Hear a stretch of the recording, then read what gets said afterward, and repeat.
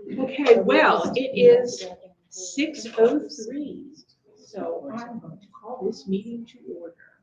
Welcome to everybody. I do have one special person to introduce, although I'm going to let her introduce herself. I know that everybody has seen on the FCPS news that there's a new employee in special ed, and Jennifer, I'd like you to go ahead and introduce yourself. So it's wonderful to see everybody. I'm Jennifer Bingman, and I'm now the Acting Associate Superintendent for Special Education and Student Services. And so it brings our student services basically together with special education, so that we're all working together in a cohesive unit to support our students.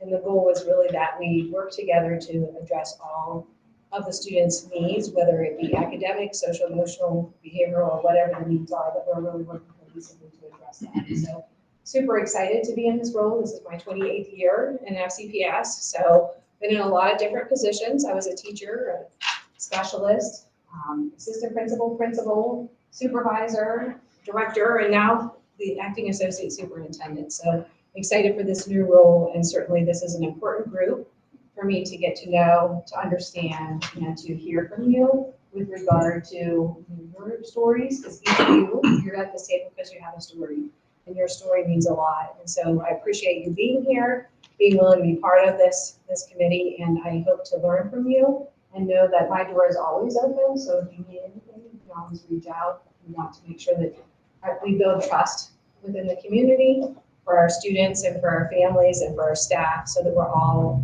working together to really meet the needs of our students. So thanks for being here, and I'm really looking forward to working with all of you, and just know that you can reach out if you need anything. Where is your door? Yeah. Good move, John. I was trying to do it via email or a phone call, because They're gonna stop you at the front desk. Yeah. So I guess I was talking about more of a virtual door.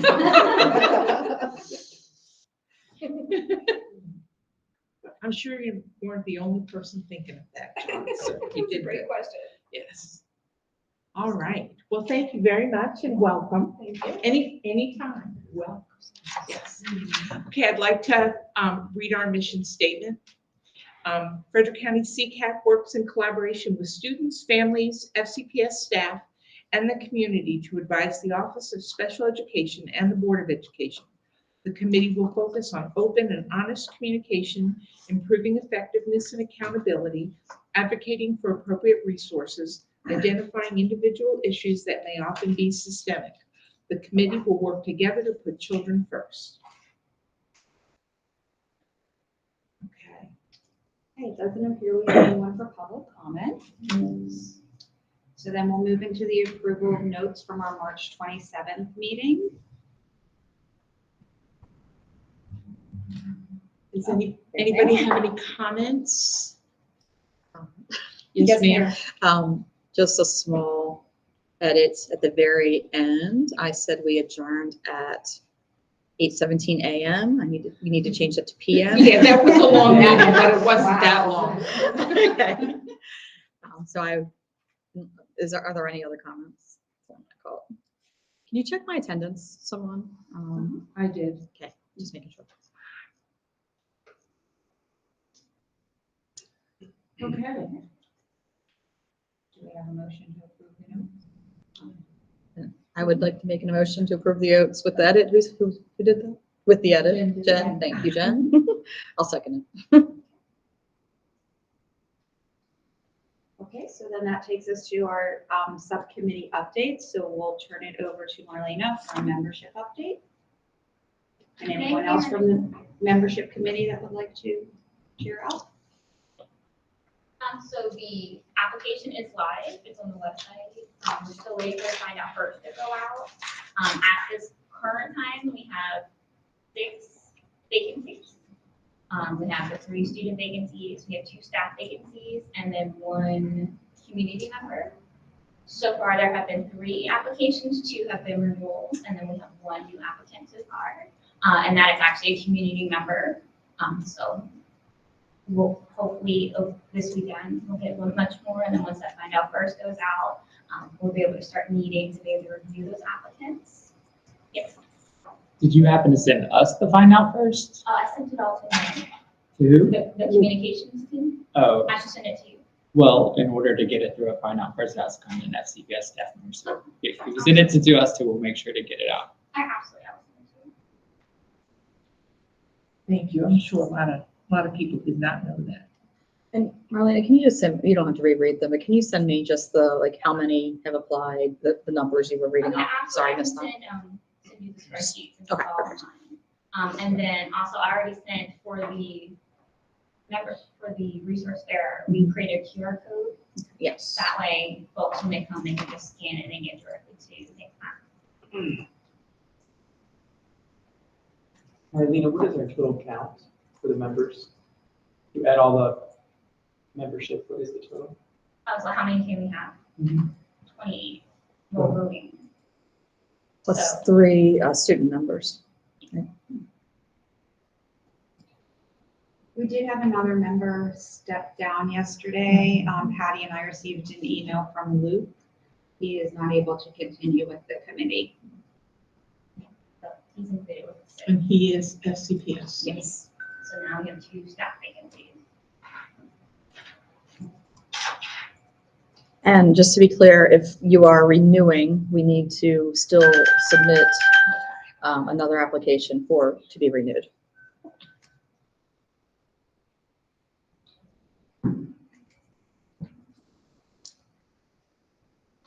Anything else, Marlena?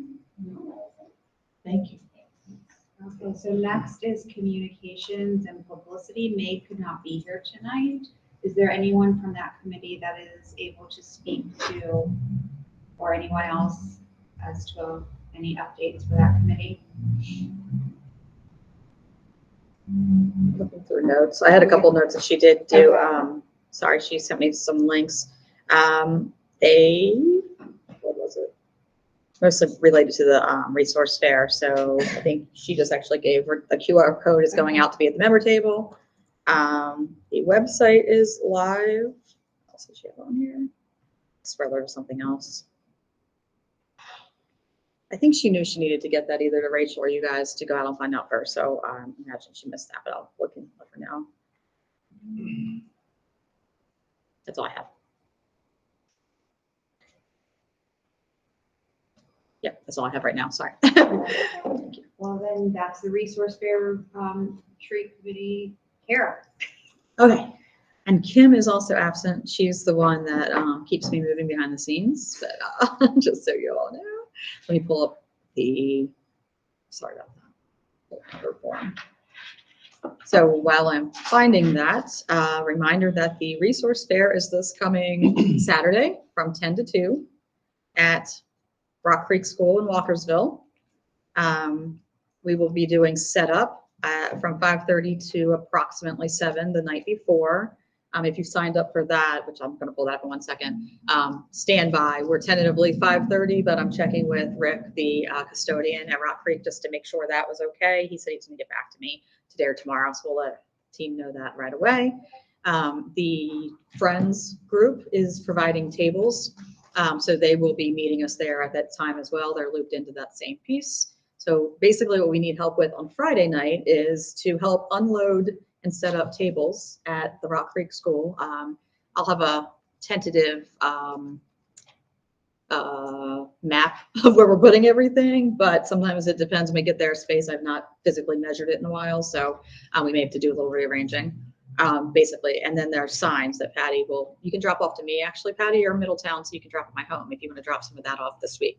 The signs and things that we can put up the night before, so we'll solve that problem. Yeah, so if you want to drop those off to me, I can take those on Friday night and get signs and stuff up. Trifold.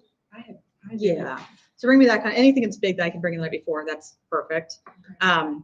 We'll put any kind of signage indoors the next day in the morning. We'll put additional signage out on the roads and stuff. The Friends group is also donating a balloon arch, so that they're in charge of the balloons, things like that. And give me 2 seconds to actually pull this up instead of talking. Thanks, Kyla. There's too many tabs open on my computer. So 1 second here. anything else? Yeah, I'm just, yeah, sorry, I'm I'm just sorry. pulled up. I missed it. I did send out the sign-up sheet, and that's what I'm trying to pull up, an email. So if you did not have a chance to look at it, please grab that from me. What's this thing?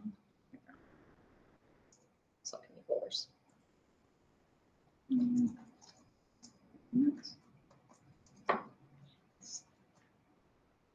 Kara, you guys all set up to have an opportunity for people that come to do the MSDE parent survey?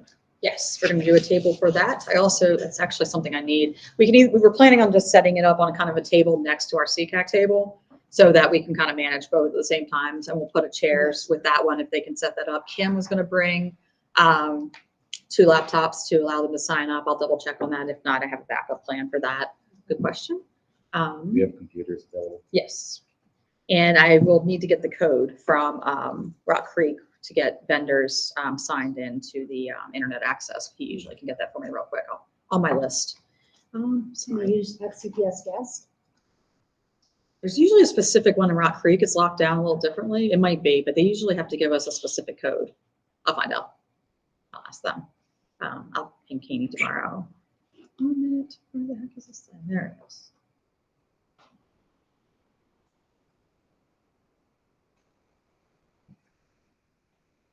Why can't I see 2023? Let me just find it.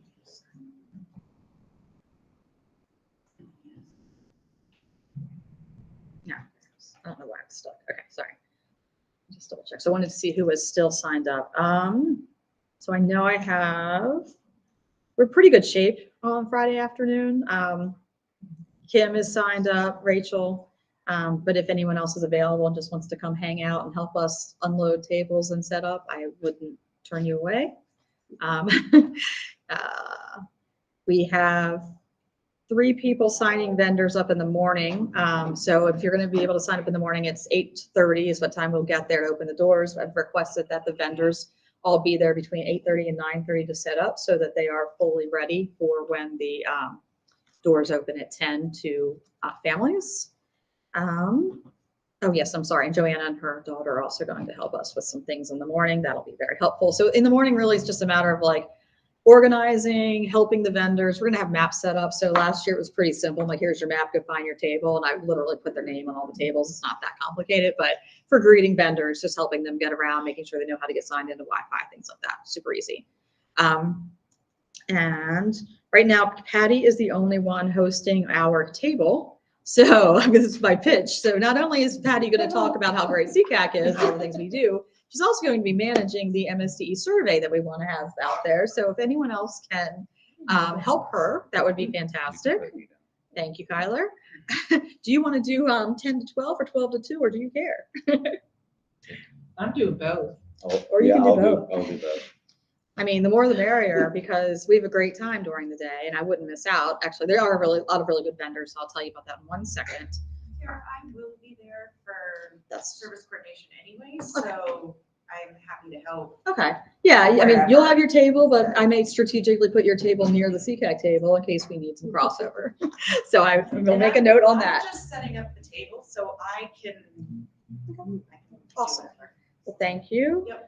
And Rachel and I will be cleaning up. So if anyone wants to help reload those tables back at the end of the day, that's usually really fast. We've got it down to a science. Yeah, right at 2 o'clock. I mean, we've been under, yeah, just making sure. And I did, okay, I will. Don't leave.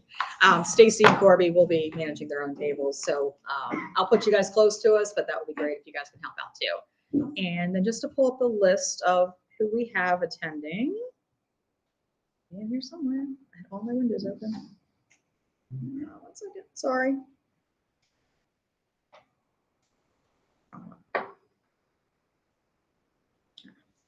Let's go to CCAC folder.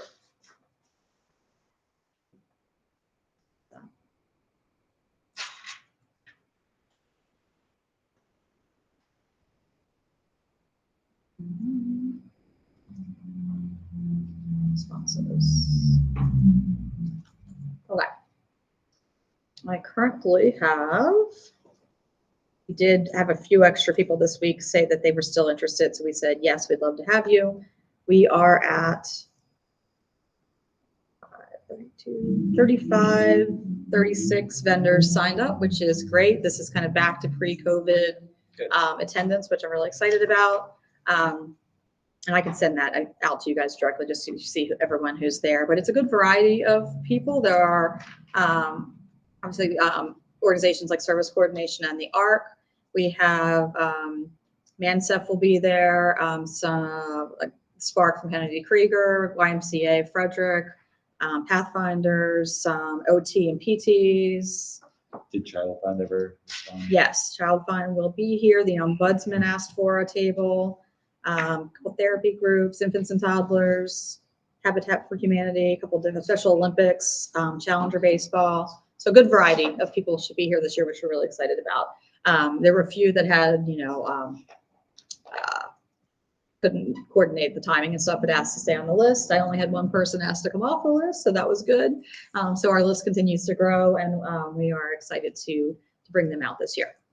I think that is all I have. Please continue to spread the word. We asked all of the vendors to also post our flyers and stuff on their web pages so that they could promote it that way as well. We have entertainment from Chuck Flayhart, who usually comes in on stilts and juggling and then teaches the students, whoever's there, how to do some of that kind of thing. We have the author who will be not only setting up her own table, but also doing a reading part of the day. Rachel, do we have, did we sign people up specifically for that, or is it just kind of a time that we'll have her? Okay. Yeah, and if we can determine, we don't do it today, but determine what that time is, we can promote it out there. Okay, perfect. That way we'll get that time and let people know that if they want to come to the reading of the book from her, she can be there as well. We do not have the cheerleaders this year because they have a new coach. The Glitzy Gals are our special education cheerleaders. And they have a new coach this year, so they weren't quite ready, but they are excited to come back next year, and Special Olympics will be there hosting a table. So I'm excited about that. But other than that, I think that wraps up resource fair stuff. Let me swivel for 1 second. I think last week we were talking about dates to host our retreat. Let's refresh my memory on when we said that. Actually, that might be a problem in the notes. I think I wrote down April and I meant May. Need to go back and redo that. So we'd come up with 2 dates, Mondays in May. Sorry, let me find it.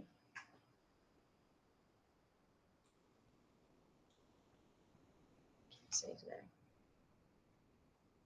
Need my right-hand man of Jim.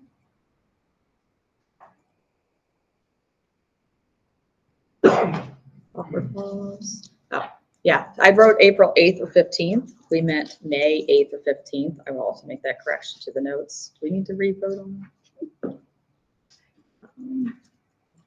Can we just do a show of hands? Because I need you all to pull your calendars up and vote on May 8th or 15th on when we want to host this retreat. Same kind of hours, like 6-ish to 8-ish. We will provide the location, but we do need to pick a date. Can we see more about the retreat and what happens? Absolutely. Sorry. Yes, absolutely. So every year we do host a retreat where we come together kind of like as an end of year to talk about things that we want to change in the future years, start brainstorming recommendations or accommodations to do for recommendations to the board next year. And sometimes it's just a nice time for us to get together and just kind of just regroup and determine, a lot of we'll come up with some sort of formalized way of doing it, but it's always off site of here. It's only a couple hours, so it's not a retreat in terms of what we wish it could be sometimes, but at least for now, maybe next year, maybe another year, just a couple hours we felt like a Monday night is the best time for us because we already host Monday nights in general.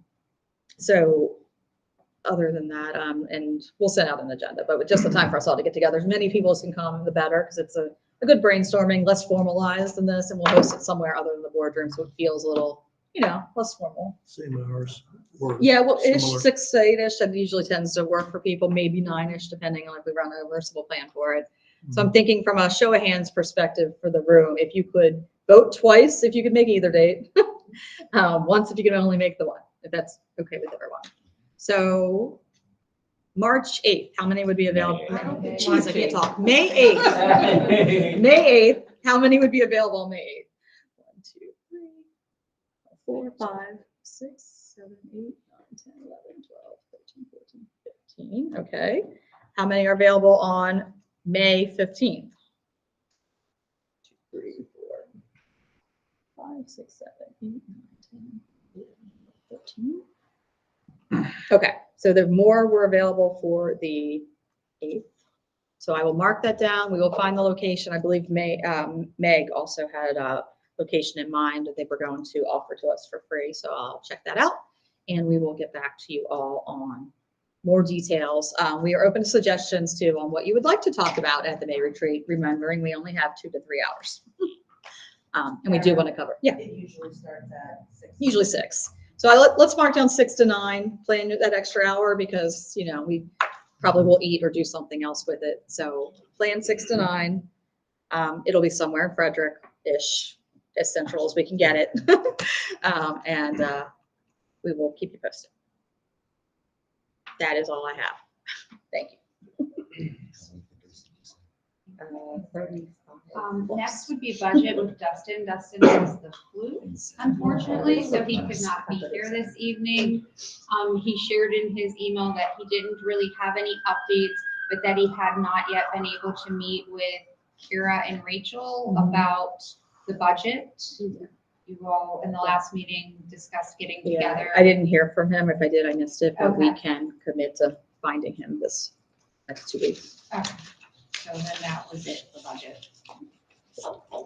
Which then takes us to old business. So there were a number of bulleted items here for us to go back to. The first one being the consideration of Microsoft Teams update. This was a carryover from old business at our last meeting. Is there an update regarding that? Sure. So, just a quick to share. I know that we had additions that were added to the agenda yesterday in consultation with Catherine Rich, the board secretary who makes postings. She indicated that we can talk about these topics, but that in the future, it is a violation of Open Meetings Act to add things last minute to our agenda. So I just wanted to make sure it's known that that's a violation of Open Meetings Act. And So if I could say, in the notes, I included only the old business items that were included on the posted document.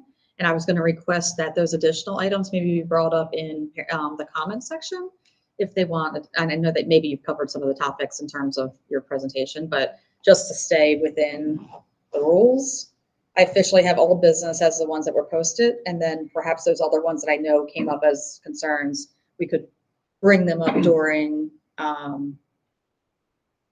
Just a parent or comment time. got it. And Okay. that way we wouldn't be out of compliance. Yeah, I like a good workaround. So I think you're right. The Teams one is fine. That one's still there, And we yeah. can talk about this one in our comments because that was added. So if you want to move that down. That was on No, the that was original. on, that was. That was on the there. original? Mhm. Okay, thank you. Yeah, this is the one that's posted on. Yeah, just those 4. All right, got it. Thank you. But I can help you with the other ones too. Okay. Sorry. Drew. Apologies, my voice is getting recovered. We are not a 501c, so we are not eligible, according to Microsoft, for the nonprofit status that receives free access to their Microsoft Teams.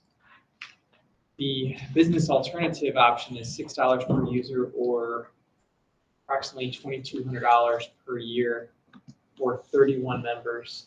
If we were to just budget, to get a budget estimate for the total full membership, which we don't have, of course, around $2,200 per year with an annual subscription for that calendar year. I would pitch for consideration for any funding source that would be available and consider the Microsoft platform. I think this, we've had other conversations. I think the productivity tools are very persuasive for the virtual environment that a lot of us are operating in from a productivity perspective. Just to name a few of the features: threaded conversations, file storage, video, hosting an actual virtual meeting. And my proposal would be that we at least pilot test it for a year. as an alternative to the current platform that we're using, that we've received a lot of feedback on. It is not working for many of the members. And that's the update. You said it's for a calendar year, right? That's right. So we'd have to transition from the current platform to the new platform during the middle of the year, and then if we didn't stay on it, then we'd have to do the same the next year, right? Well, there's no need to transition if you keep what you have currently, and just essentially test the experience of the new platform. I mean, there are many ways to test it, right? There's threaded conversations about different, well, if we could do it at the subcommittee level, with just documentation, new documentation at the subcommittee level, with just meeting notes. So I don't know that you have to do a full transition. You could have two parallel systems. You could argue that's inefficient, but That test would cost what the numbers you just said, or is this right, a demo? No, it's the full, I mean, we would purchase the solution for one calendar year for that approximate $2,200 and just form an opinion. Could I recommend that become one of the topics of our retreat? We could also walk through how to use Google differently. I'm not sure. I know there's some experts in Google and some, I like both systems personally, I use them both. But I could at least do a walkthrough and kind of explain kind of how this is all organized, and we could discuss how the current platform that is free can be better utilized, because it definitely could be. And then discuss some more, if you could maybe show a demo of the teams at the retreat, that might be an interesting piece. I don't know if I could support spending our entire budget on a platform. Concerning. It'd be hard to make a motion right now without knowing. Yeah, without understanding it all, yeah. Sure. I'll make that a definite agenda item for us to really kind of go through. And I can talk to you separately. We can kind of work together to put a time frame together to try to like understand it, get a demo, and I can walk through what I know of the Google platform that's in existence, and we can try to see if as I agree, we definitely need a better way of communicating. We're not using either to its extent. So, okay. Unless someone definitely. Right. I didn't hear you, Kara. I said unless anyone else, other discussions, that's my recommendation. My only, well, just one last comment about that. Just, it has the capacity to allow external audience members to participate. So there's when it comes to our public participation, or lack thereof, this could be an opportunity for more asynchronous virtual participation. And I just think that threaded conversation would really facilitate when we're not meeting, having kind of ongoing dialogues about a lot of these different topics. So yeah, I think your point's valid. By giving a demo, I will try and do my Bill Gates demo. Yeah, and I'll try to do better on I'll find more of the resources of things that we can do in Google that we haven't been using today, things that I've worked in. And I wasn't just, and I just remember my point, sorry. That our previous partnership for Success Coordinator mentioned some funding and some capacity with that funding. And for us as a group to put forth potential projects for some of that funding. And so I'm aware, I think if Dustin was here, our budget is probably $2,500 from the state each year. So right, clearly that's disproportionate. But other than FCPS, appreciating the capacity of us to do a more effective and efficient job as a body in funding it, I would consider the Partners for Success as I think it was 15 or 20,000. I think we heard that they had. So I'm just recalling that as an opportunity. In the sense that it connects with our partners too, who can be brought into the conversation.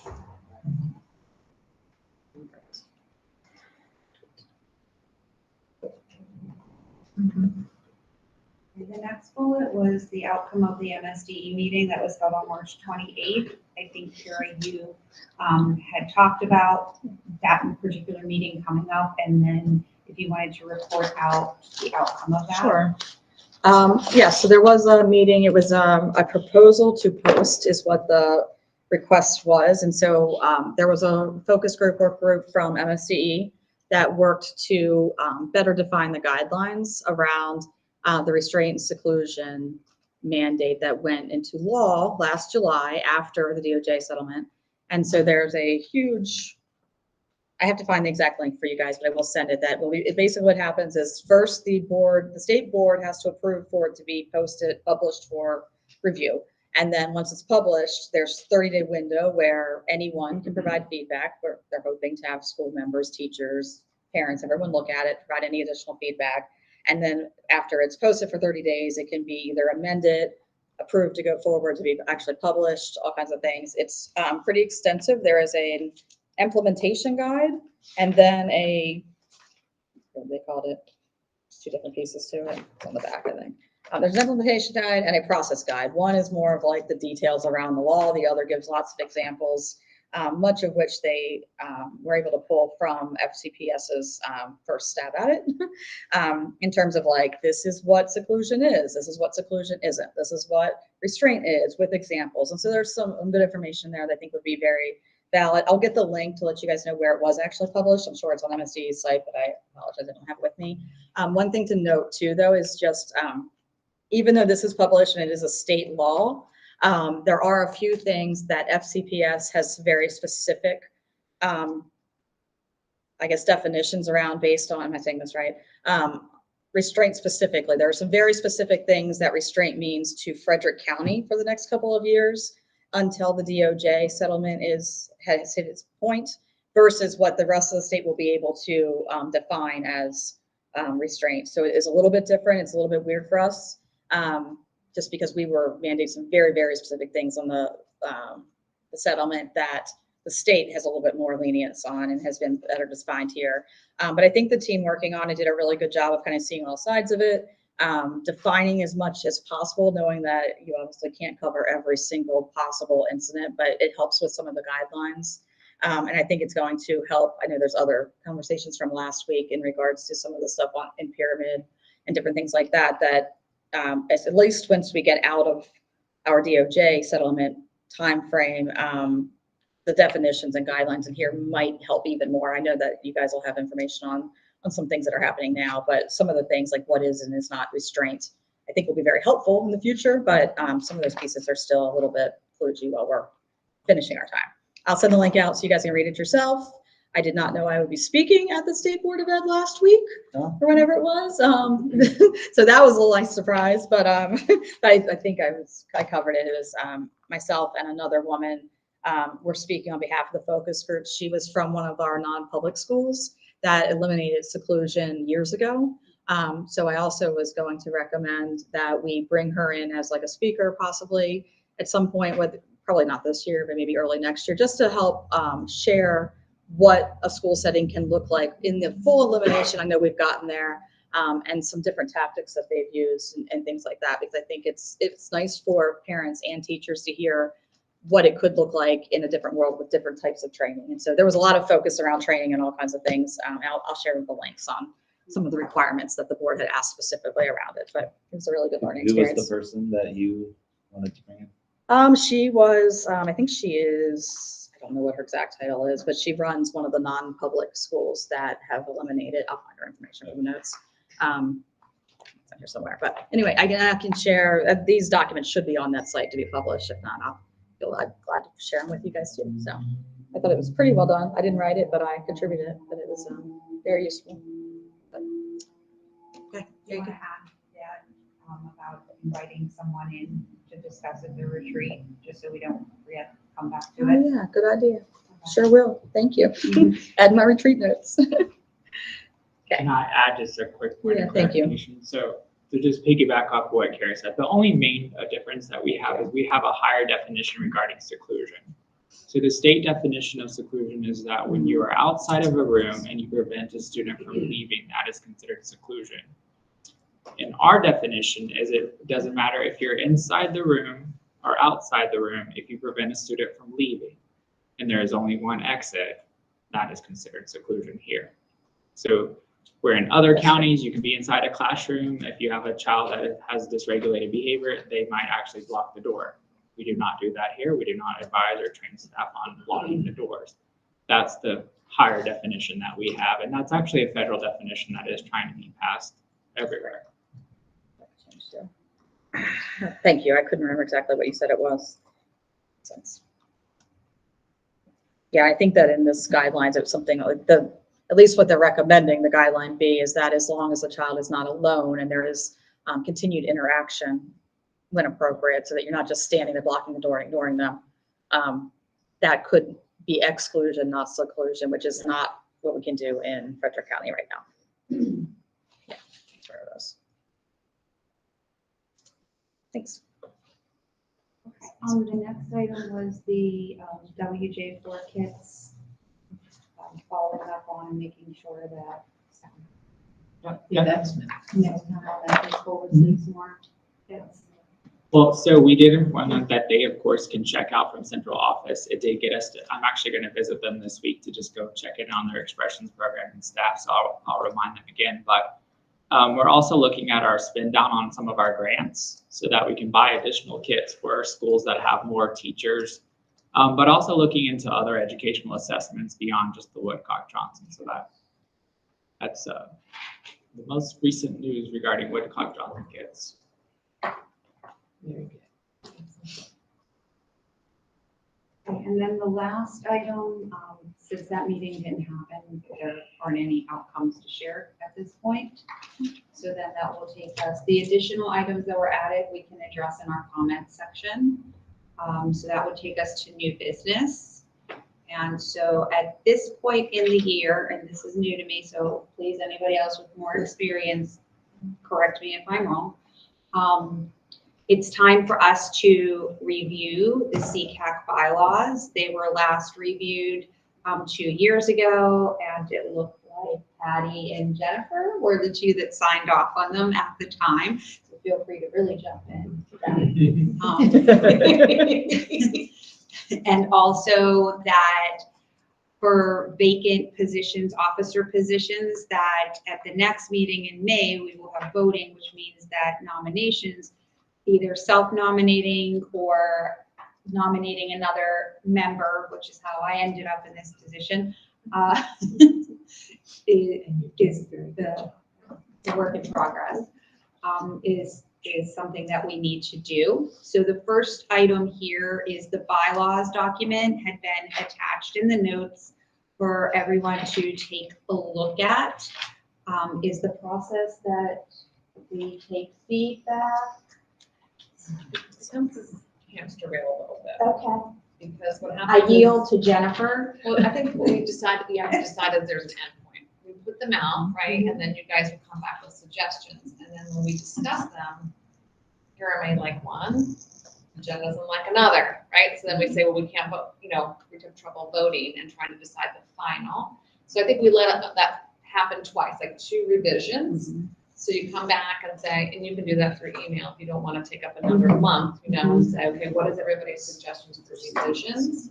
Everybody gets a chance to see all the options for revisions. You come back, and if you need a discussion, have that discussion. And then on the next one, you say, this is it. We've done the revisions. Everybody is suggested. We're voting whether you want them or you don't want them adjusted the way they are. So we got into this position where we're constantly trying to add revision at some point. And yeah, and you have to have, of course, it has to be If we want to. a quorum that night and all that. So what I think I'm hearing you say is that everyone should review the bylaws document. And then I think that the best way is to just do some type of document where everyone can provide feedback and see it. So I'll create a Google Doc, share it with everyone. And as you review, make notations. This way we all can see the document. And then we come back with the revision at the next meeting. If you want to do that, that's what I would do it, and have everybody have all month to add the revisions and have discussions. Okay. Because sometimes you have philosophical differences, like we should only have a committee that's 10 or 15, versus the 31 that we have. So those ones are always going to usually cause more discussion. Okay. And that way people could put their comments. In that case, does it have to be signed off at the next meeting? I see you signed it in May of last year. It's a recommendation to change it, so it's only to be you can change it every 2 years. We have to discuss it every 2 years. We may say, we don't want to do anything. I would think by June, it should be signed off on. So if you want to have have an electronic discussion, then an open discussion, Mhm. and then vote. Okay. David, Yeah.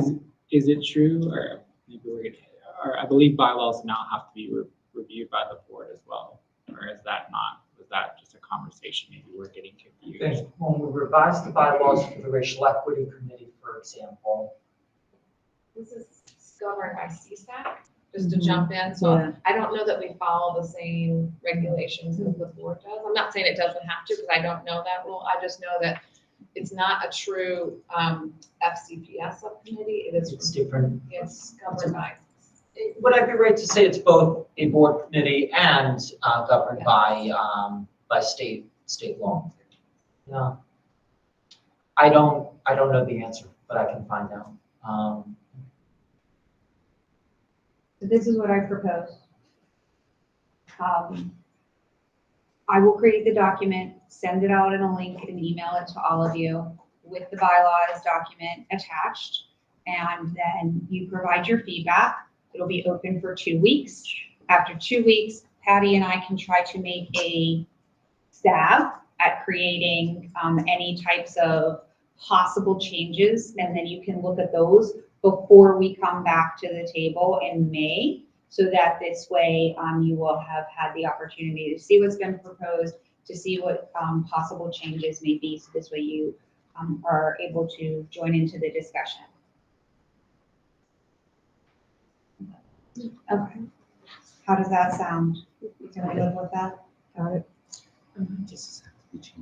Okay. Yeah. So then at this point, the next part is election of officers, or not, I'm sorry, nomination of officers. It says that we should have done that at March and April meetings, so here we are in April. First, I guess we should discuss the vacancies that there will be. Yep.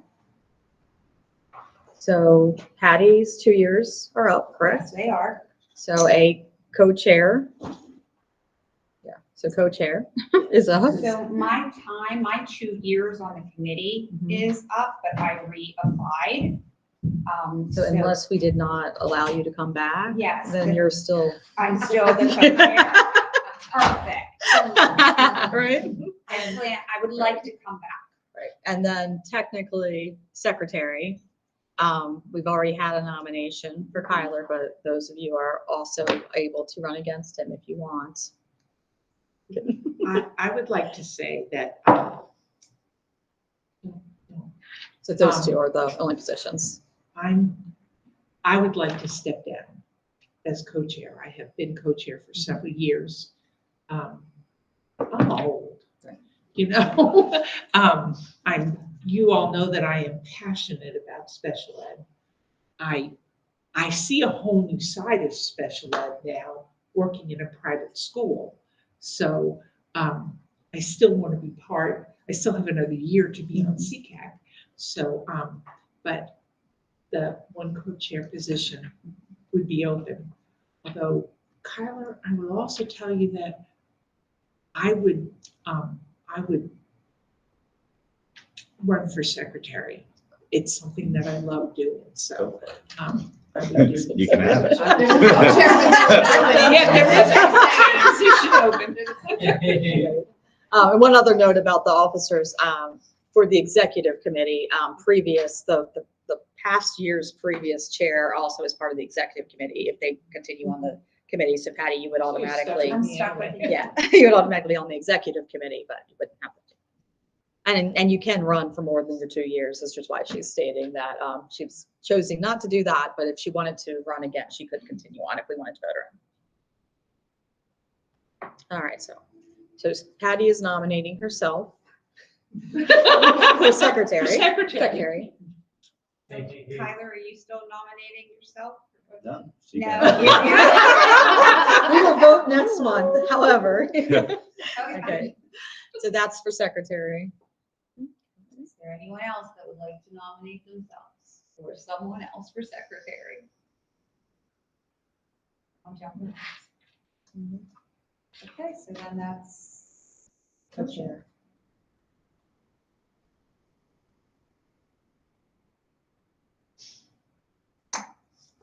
I'm gonna kick myself, but I will nominate myself. Secretary is not my role. I'm also up for re-upping membership this year. But I would like, I would be willing and able to be co-chair as kind of my final hurrah, because I don't think that after 8 years, which would be my next 2 years, I'd be here 8 years. It's probably enough time for me to serve. But I think I still have it in me to give it 2 more years. Don't kill me. Can't believe I'm saying this out loud sometimes, but I do. I'm very passionate about the committee and what we support and helping everyone find a way of collaborating with our administration, our board, and everyone else. So, but feel free if anyone else has a passion. So.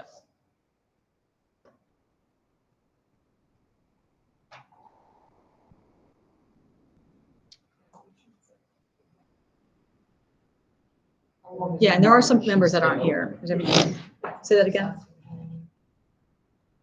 And we do have some members who aren't here this week, so we should put this out, I think, so that people can be, have that open and that they could nominate for and be ready for voting at next month's meeting. And if you think it over and you really are dying to do one of these, please self-nominate or nominate someone else for the next meeting.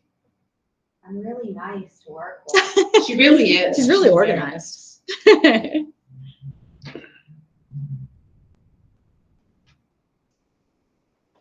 Okay. So I can, when I send out the other email about the bylaws, I can also add that into it as well. And see if there's anyone else that wanted to self-nominate. And then next month when we come back, we'll put it to a vote. Good.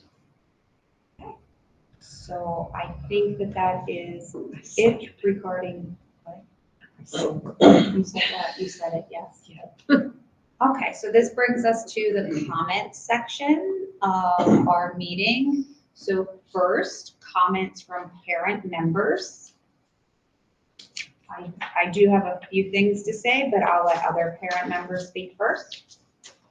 Dawn, I think you should go first, because I have handouts. Okay. Unless you would like me to test the handouts out. It's up to you, I defer. I'll get started. I'll go first. Okay, thank you. That's what I'm bringing up first. Okay, Yes, ma'am. There you I'm go. on it. You're Okay. So first, an email regarding child fine referral process. Some concerns have been brought to the co-chairs regarding, I guess, a backlog of the initial assessments specific to children ages 3 to 5. And that it appears to be that the wait list or the time in order to complete these, it's over the mandatory timelines. So wanted to ask about, I'm sure you're aware of this, but what is being done? What can we take back to those that have this concern? And how far behind actually are they, and what we can do to help support? So first, the budget. We do have additional child fine staff on the budget that we're going to beg that they not be taken off based on us only getting $35 million for maintenance of effort. Right now, we have done a lot of things to triage. 10% has really impacted our 10% growth. As you all know, Frederick is the fastest growing county in all of Maryland. It's really impacted child fine. We have felt that impact because of COVID, but we've also felt it because of just ongoing growth. So a couple of things that we've done to triage is we have extra psychologists contracted at child fine, helping even support with evaluations. Some parents, based on IP teams, they've elected to choose on the stay on the extended IFSP. Now, that is a parent decision. That is not an IEP team decision. And another thing is that we did go ahead and send all of our upcoming kindergartners to their home schools to be evaluated to eliminate that those numbers as well. So right now, the last update I got from our new supervisor of pre-K and child fine is that they are taking care of over 200 evaluations. So that's students that are upcoming, that will ensure that they have enrollment before the upcoming school year starts, so that they'll get evaluated and have an IEP before the upcoming school year. Two things. If a student is not evaluated in a timely manner, at the time of the initial eligibility, they are offered compensatory services for the child find exposure. And then also once they actually start placement, this is a two-prong approach, which is why we are also investing in 6 more pre-K classrooms. Our Gen Ed pre-K will now have 116 slots next year for our students with IEPs and IEPs only. But because we've had that two-prong approach with child find evaluations, one being delayed, but then also then having to wait to find placement because of some of our classrooms reaching capacity for pre-K. So we're opening up more classrooms. But once they start, we're also discussing with the parents their compensatory for their delayed services as well. Some of the other remedies that we've done this school year is some of the students are actually coming to Child Find to get their services rendered there through some of the staff that work at Child Find. And so with the budget enhancements, and with our increase of all of our pre-K classrooms and general ed pre-K, that it'll mitigate a lot of this. Some of the other changes is school-age students will likely begin to be receive all their evaluations moving forward at their home school, or if they're privately placed at a private school closest to their home school. Closest to that school. That's something that we're working on as well because of the influx of us taking on all these evaluations. Troy, with the growth, I know that there's a couple of elementaries that are at capacity and there's some plans to build some more. Is there some plans to put some permanent staff? Because you've got mitigating factors that you just talked about, which are great. But with the growth still going in that direction, are they going to increase staffing on a more permanent basis? So many positions, and this is something that we have to continue to advocate so that budget understands the complexities of our staffing is, so every year we get growth positions, but those are typically just looking at teachers. So one of the things that they need to understand though in the world of special ed is that we need growth in the speech world. We need more SLPs and that has to be factored into that. And so unless Lynn and I actually put it into our budget, it impacts that. So we've been diligent to do that, but that's something that we want to do moving forward and advocate for from budget is that they understand that there are certain positions just like teachers that need to be growth based on enrollment as well. Yep. That answered the question. Were you able to capture all that, Kara? Yep. Okay, are you tag teaming? I recommend keeping him around with whoever goes. Well, that's why she and I used to tag team because it's easier. Yes. Can I ask another question? Is it a follow-up? Yes, it's about the child find. Right now, at a private school, what we do is we go to child find because we're not sure sometimes what the closest school will be for that child. Because like our kids come from several different states, believe it or not, to go to St. Thomas More. Would we still go to child find and then they figure it out what school it would go to? Yeah, that's another position. We're going to add another secretary that used to support pre-K. There will now have 2 secretaries supporting child find in the future. And so we've through the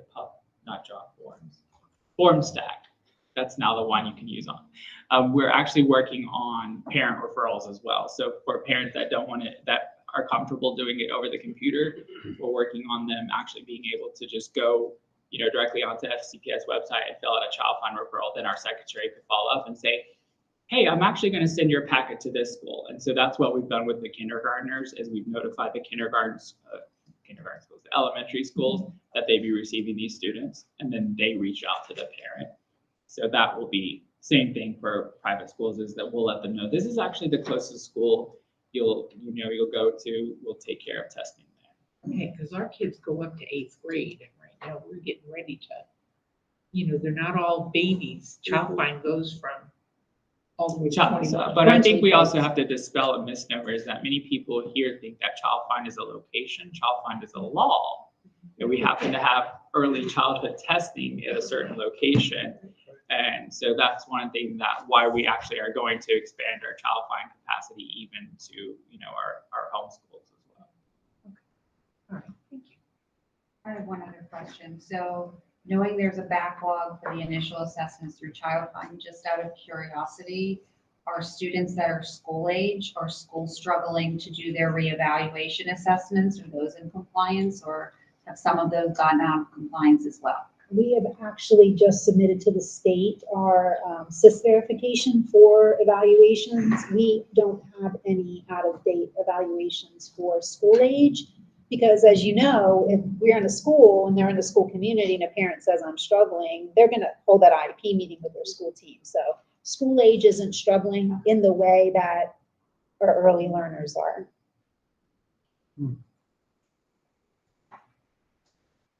I have a follow-up.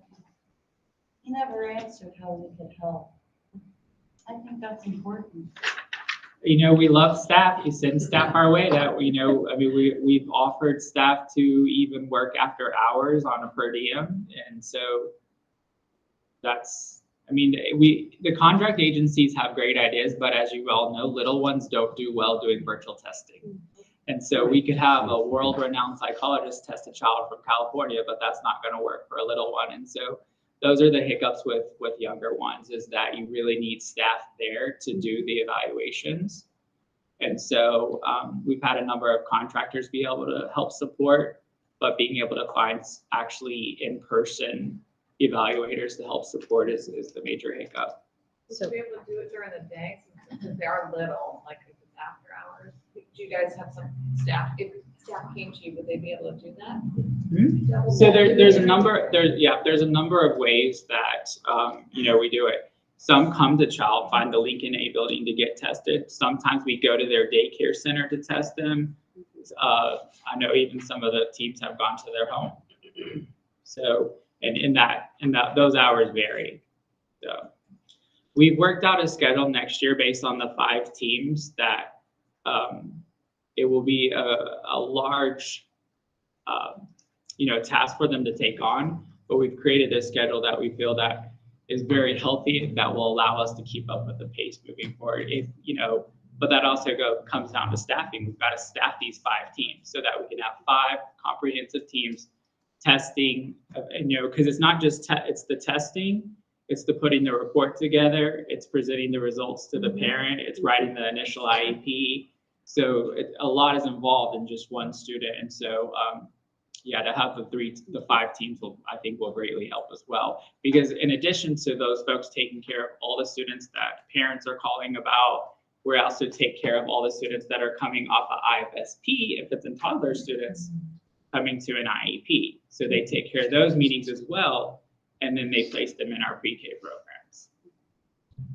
And one other thing you mentioned is this, you said you were looking to get more budget and you hope it doesn't get cut.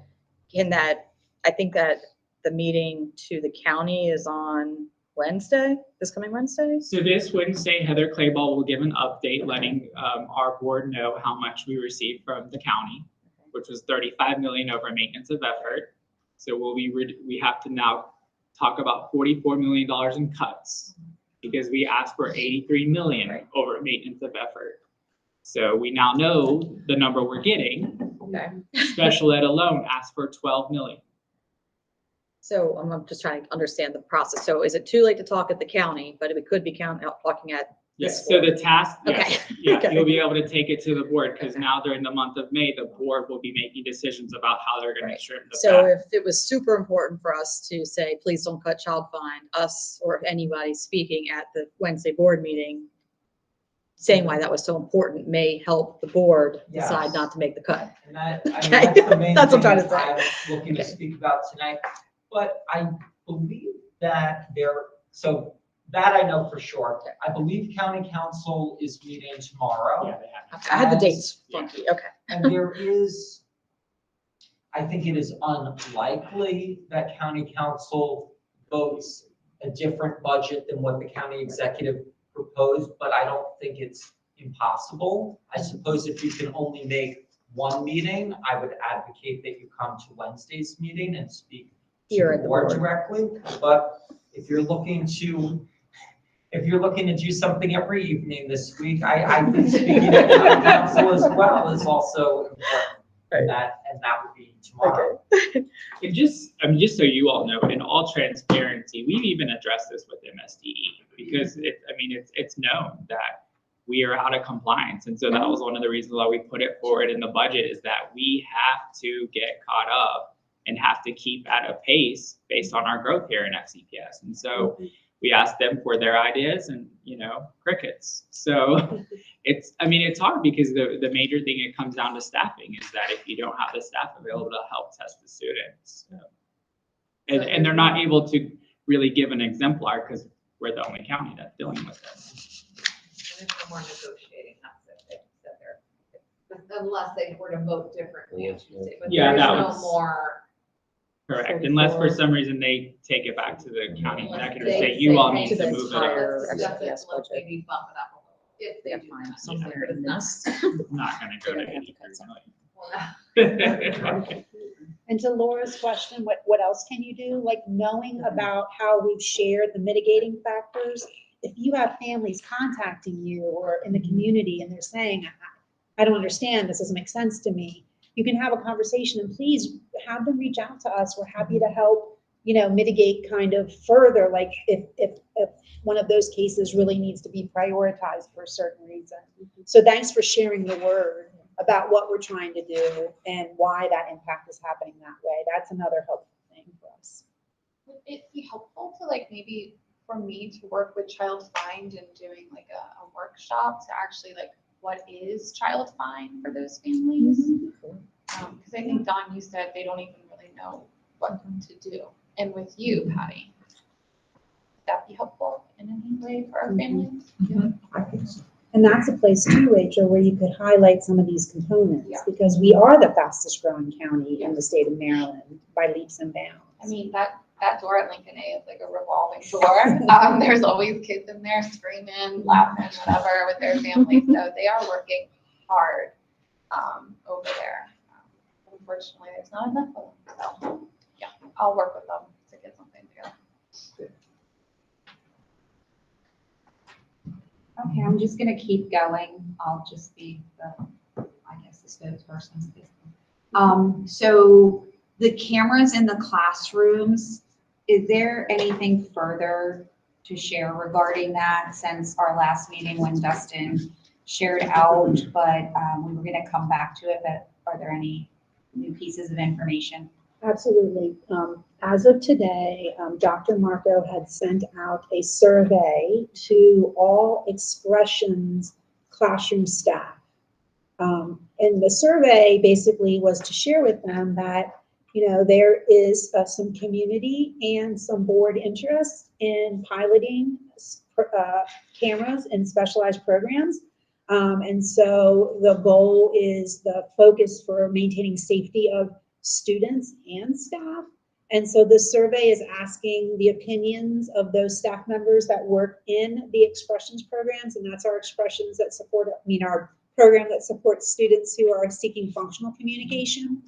And so as the feedback comes back from that survey to determine what programs feel a sense of comfort in that piloting, then that will determine next steps by Dr. Marco taking that information to cabinet and the board for a potential pilot in an Expressions program or in the Expressions program. I know that Dustin's on here and he's been leading this effort not only in Frederick County, but throughout the state.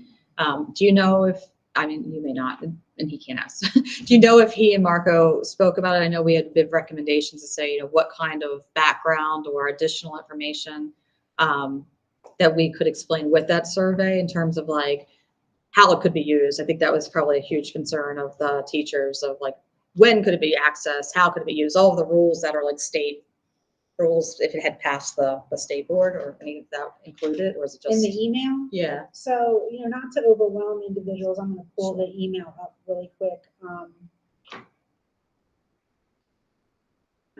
Basically, the goal of the email was just to say that there was a discussion last year with the board and the larger community regarding placement of cameras in the Expressions program, that there was interest, and the primary premise is the need for cameras to protect both students and staff. He did highlight, I think, as we brought forward at the last meeting, putting some parameters around it, that if the school system does elect to do that in the classroom, that there would be tight standard operating procedures and safeguards in place, such as using the recordings as instruments will not be used to evaluate staff. And it would also delineate who would have access to the recordings. So, you know, if you're a program person receiving that email for the first time, probably not wanting to put too much detail in there. But they were thoughtful to add those components that were brought up at our last CCAC meeting. I believe the survey has 3 choices. You can say, I'm not interested, I am interested, or I would like more information, and then he left it open to provide additional comments. I want to add something. Oh, go ahead. Go ahead, Ian. Okay. I'll go last. I'll go first.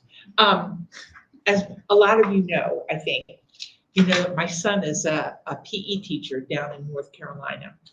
One thing that I didn't know is that there are cameras in the gym where he does PE. Thank God that they're there.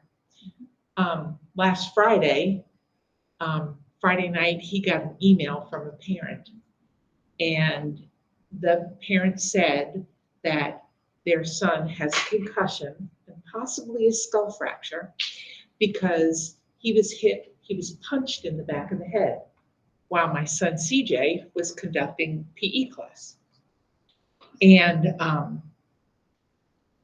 CJ was absolutely stunned.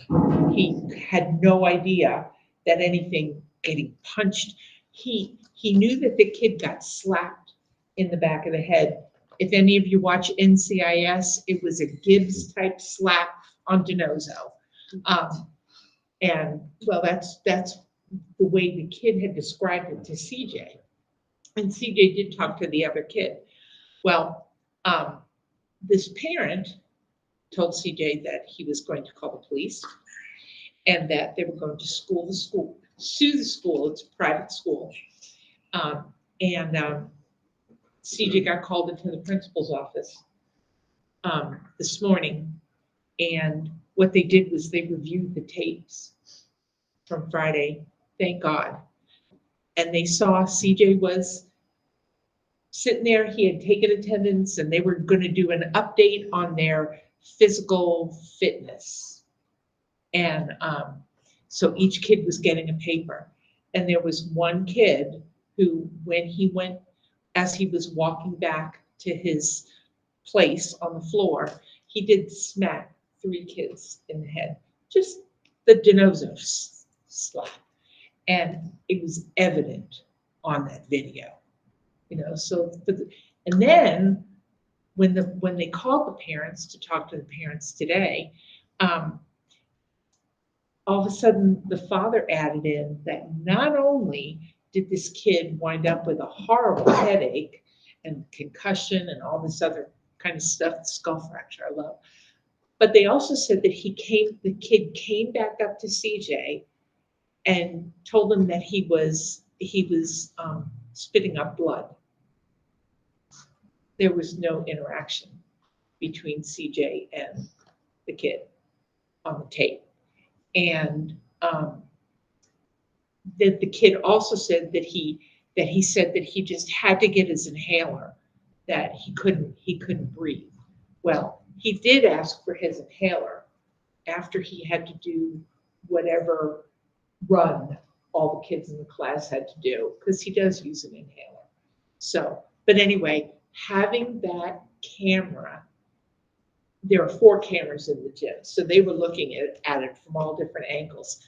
And just the fact that they had that there, it's going to protect my son and his job.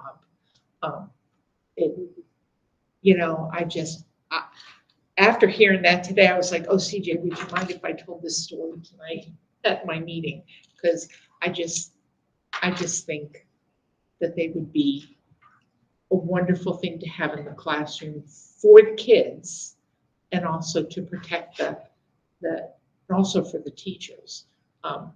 If, you know, a teacher thought that they were going to be observed or something like that, every teacher I know does the right thing when they're in the classroom. So whether there's a video recording them or not, I'd welcome having somebody, it'll turn into a sitcom if they, you know, came and recorded me.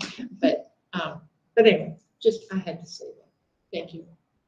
Are the potential, oh, sorry.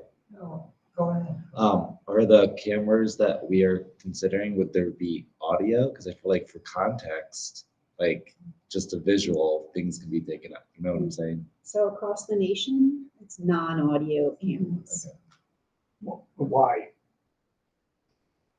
Just because it's across the nation doesn't preclude us from having audio, right? I'm not sure that the camera availability would allow for the pickup of appropriate audio. Like if you I'm got. sure the Walmart cameras can pick up that audio. But I'm just saying that because a couple years ago in this meeting, it came up that some student wanted to use a pen that recorded audio to record their The live notes. scribe, yep, And it was allowed, right? absolutely. So I just don't understand. Some of it is actually like the legislation bills and different things. Like I know that like the first one went through and it didn't pass at all, and the second one almost passed, but all of those, I haven't read them all, but they're very specific on what it will and will not use and do. And a lot of it, again, you're right, it wouldn't preclude us from doing it if we just piloted something. Not to say that if the state didn't then pass something that did preclude it, it couldn't get taken back out at some point, but you know, it's complicated. And I know it's a touchy subject for so many, but. Well, also that when you talk about the main goal is the protection of the kids and the students. My daughter went to Expressions. I don't think that was the most dangerous place in Frederick County school systems. You know what I mean? Like, I remember hearing stories of the terrible things happening. Well, we have the cameras on all the buses, and they have the camera unit or I guess not on all the buses, but we have cameras on some of the buses, and they have a group over at the bus yard that's like taking care of them and maintenance and all that kind of thing. So would this be the same thing where you have the tapes being downloaded? I mean, I think what they do there is they're kept for a certain amount of time and then they're washed, right? If there was no incident that they have to go back and look at. Would this be the same thing? Yeah, I think we have a lot of steps to Yeah. consider. Right. And look at other districts' operating procedures related to the use of cameras. Mhm. I do know that, Mr. Cole, it would really very much be navigated through support in our security team. Our director, Scott Blundell, and his team kind of oversee all of the video recording circumstances in the district. So it would be an add-on, not necessarily, budgetarily. Right, It requires staff to monitor, and of course, the cost of the cameras themselves. Yeah. So I do know that we have a lot of work to do, and the first step is surveying the staff and saying, you know, would you be up for this? And then taking all of the operating procedures across the nation and kind of saying, okay, how is this going to work here in Frederick County Public Schools? So for a lot of the reasons stated, including protecting not students, particularly nonverbal students, protecting staff, I'm supportive of the cameras. When I was speaking to Dean Rose, just debriefing since he had attended the March meeting, I believe he shared that there were one or two parents who were concerned that they wouldn't want their child recorded. And so I want to be conscious of that as well. And I guess if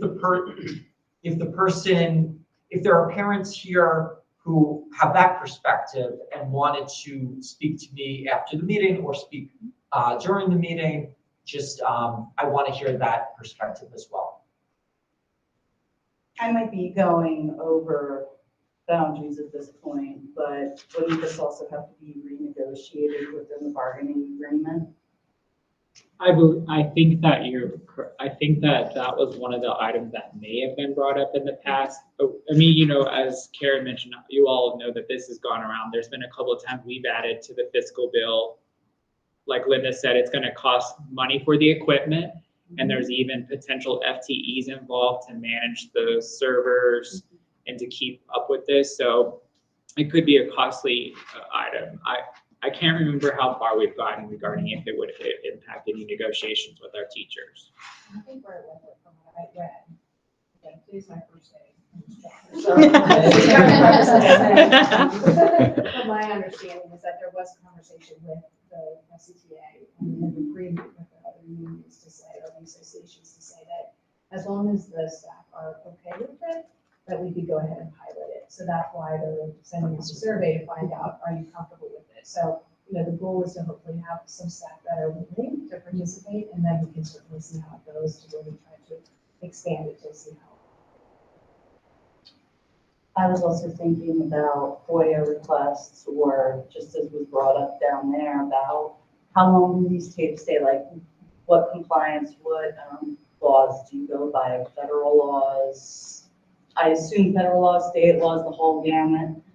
Because what I've been out of the business for a few thousand years now, but I understand that records keeping was 3 years per NARA, but I don't know if that's same, different with audio / visual. Yeah. So some of the. Just some things of to it- consider. Yeah, absolutely, because it's important for us to have a plan for that, and then for people to be aware, so that will be something that you have to consider. How long? And that would all, if we move forward, that was something that Dr. Marco mentioned. We would create a standard operating procedure. Before I left Texas and went to Atlanta, Texas has cameras all in their classrooms now. And so every district has created an SOP. And to your point, you do have to, when you want to see it, you have to do a FOIA because the staff do have to blur out other students. And so sometimes there's cost involved and things of that nature.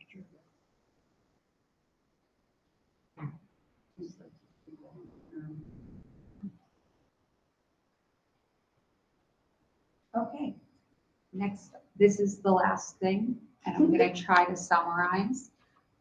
But at our last meeting, we discussed, Blue Heron Elementary came up. So there's been some new action, so this is a new item technically. There was a message that went out from, I believe, the acting principal. Yes. Yes, okay. Regarding some things that have been put in place and that have occurred, which, I mean, I'm happy to see that, but another member of the committee shared it with me because I hadn't seen it. Is it correct that it went out in a text message? No. No. It went on the find out. There's a find out first. And I mean, I don't get the find out first, but Okay. I was involved in the communications. And so, yes, it was a find out first. Okay. Yes. Okay. So for those of you that hadn't seen it, we do have some copies with the bullets of what was in this letter from the acting principal, Mark Clausen. I think I'm saying that correctly. And so a lot of these things are steps in the right direction, but of course it bodes more questions, as most things do. So I'm not going to go through each one because I know that we're still on parent comments and I'm trying to be cognizant of time. I write novels. Yes, so I'm gonna give. we do have some handouts for those of you that didn't see the communication, as well as some bullets that Laura is going to pass out. And just to kind of give you a general idea, this is something that we will put in the next agenda as an action item to come back, because I don't expect that maybe you could answer these all right now, but maybe not. But such as things that say detail additional support. Well, what is that additional support? What does it look like? Things that say implementing new protocols. What are those new protocols?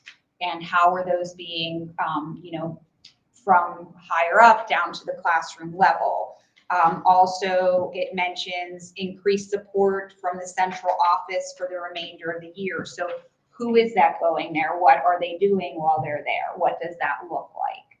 And then just a piece about the additional hiring, which is great. But is that for next school year? Are we talking about, are you looking now? And then the last piece really that I just wanted to kind of highlight is it's been determined, and you had shared this at the last meeting, Troy, regarding that they're going to not have all of the pyramid classes at one site and that it will be at another site as well. because of the growth with the program, as we talked about the growth in the county overall. And so that there has been another school selected, and just how was that school determined? What will the ratios look like there? How will, if students are already at Blue Heron, how will then it be determined which ones move elsewhere? Obviously boundaries, but will there be students that are, say, in 5th grade that are going to have to move? Or would they be allowed to stay for their final year at the school that they've already been at? So all of You want those, me to run through some really quick? if Or you, just move on? if, yeah, I mean, that would be great. Yeah, so some of, on the spectrum as well. so some of the additional supports is me and Mr. Blazik and Dr. Buscoli. We go out there at least one time a week. I'll cover classes, I help out. I'll do anything because I love those classrooms. So whatever they need me, I tell them, put me to work. But the other 2 supervisors do that as well. Anytime we are notified by the coordinator that they're down staff, we notify student services and my special ed team, and we start to get additional staff out there to help them with coverage. And so coordinator, principal, they text me daily if they need anything. So I can give you the names of staff. Student services, I'm going there in the morning to talk to them about some of the changes that are occurring. But student services has been doing some self-care checks. And Workmeister, our new SEL specialist, she goes and touches base with them, to touch base with the staff, to talk about different items on how they can maintain regulation throughout the day, because they are working with a population that has a lot of needs. Some of the protocols that they're discussing that have been changed is the way that students, if they are having challenged behavior, there have been times that students were directed to go into the Blue Heron pyramid, the Blue Heron main wing. And so now they have taken a door off one of the support rooms so that the student is directed to go calm in that room. If they don't want to calm in that room, there's a movement lab, and there's another room that they can go to.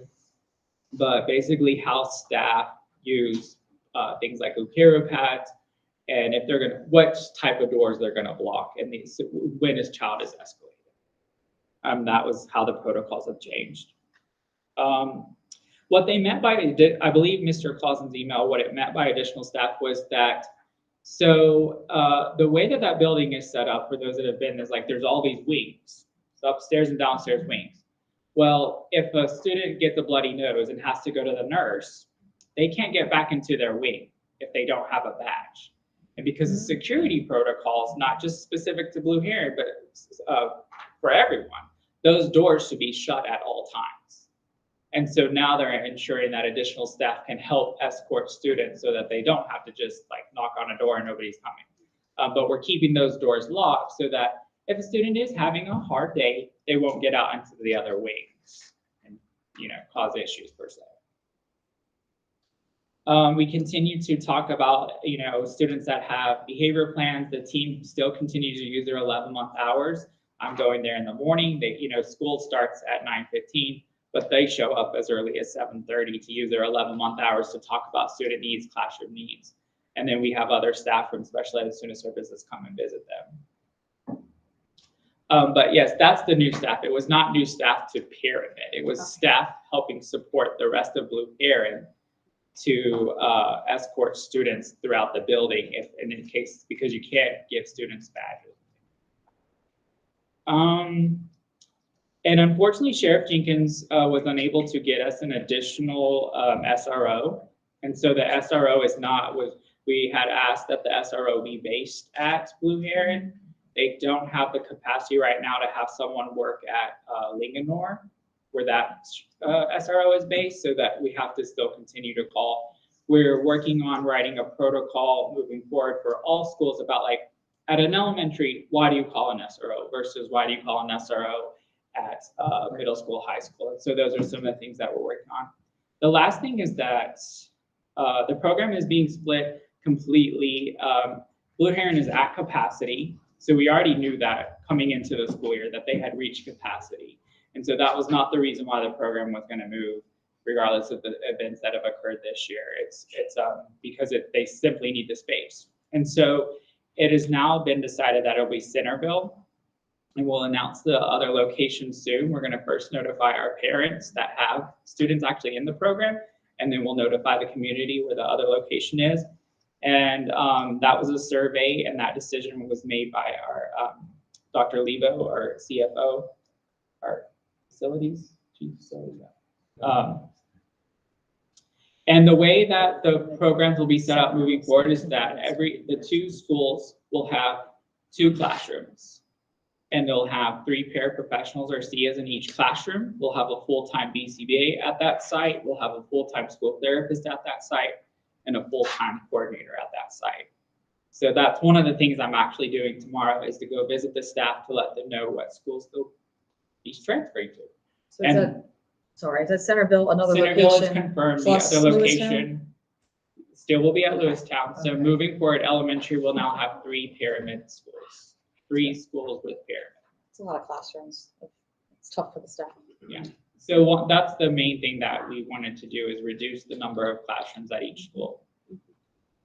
And also that will help students with transport times because there will be more one extra location to transport. So yes, all of our 5th graders, of course, are having transition meetings to their middle school, either to Pyramid or if they're going to go back to their home school.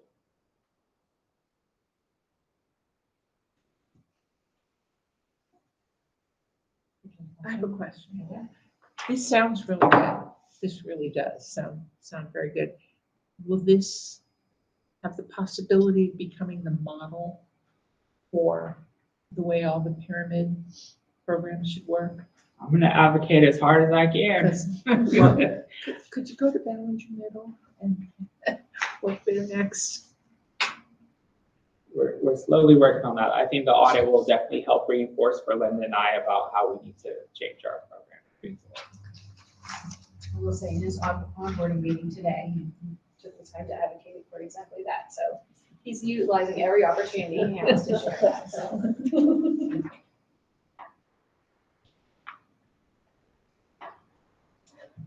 Any other parent comments? Sorry. Kara? David might answer some of my questions, but I'm just trying to figure out I'm looking at the website, I still can't keep it straight. Like, when are the budget meetings? Is the last chance this Wednesday, or is there another last chance another month? In terms of board vet? Yeah. Yeah, probably Wednesday. through May. If I think about the last 2 years, I really don't think we finalized the budget until the end of May. Right. I But tomorrow is when hope it's all that- being discussed. Yeah, it's really important that folks come this Wednesday. I think that special education continues to,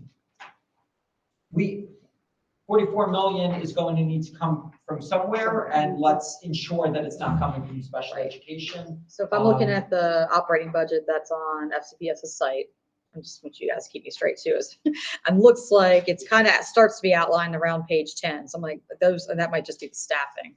But I guess my question as a parent, I rarely speak at the Board of Ed because it just, I feel like it's got to be this thing I really want to talk about. But if I do, I want to make sure I also know what I'm talking about. So like, obviously I can see like FTE positions and things that are incredibly important, I think, to all of us, because most of these things were included in our recommendations. But if there's any hot items that you guys think that we need to call out and bring up and have our backups from what we've learned from our community?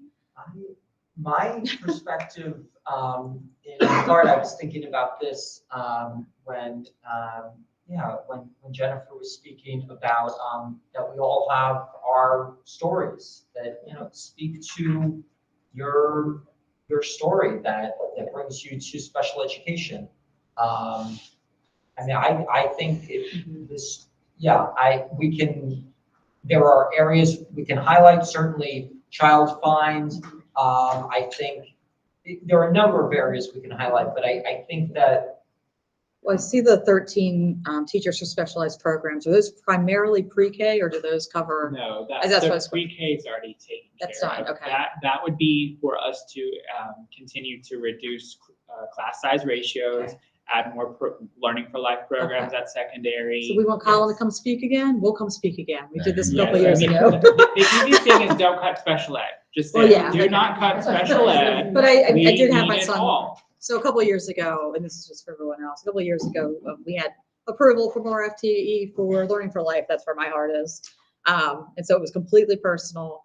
And it was approved, but then there were going to be budget cuts, so we were concerned. So I brought my son with me, and it was a long meeting because we didn't get to talk for a while, and he was doing his best, but it got a little rough. And then he came up and I let him speak, and he pretended like he was on YouTube and told him to comment below or something strange. But it was beneficial, and I do know I did take him out here as soon as we were done and talked about it. But it was mentioned later in the comments, and I think that someone went back and looked at the reviews, and they said something like, "Can you imagine 9 columns in a classroom? It could be a lot. If we cut a teacher, is it going to be 15 columns in the classroom?" And it was impactful. I don't remember exactly. I feel like it passed budget. I don't know what happened over the years, but we were cool. But it was impactful. So if people have the opportunity to speak to these specific pieces, I think, David, you're right. Those are the things that matter. It's really easy to look at paper. I mean, I work in business. It's easy to make cuts on paper. It's harder to make cuts when they're standing there. And my daughter's in a hospital. Like, she could have been a pyramid student. I think there's some really beneficial things. So we need specialized programs, and we need to be able to pair teachers well for these things so that they're not getting cut just because it's a number. And I mean, I also feel very strongly about having a sports team, but at this point in my life, I have to speak for the thing that most impacts my students. So that's what I'm hoping you all will take some time to do too. Not to go home and brainstorm another spiel, and I always get nervous, but just to put that out there, if you guys could do that. I don't know what all of these do. I know that a lot of this came from our direct recommendation, so if we can revisit it and see if anyone can come on Wednesday, that would be fantastic.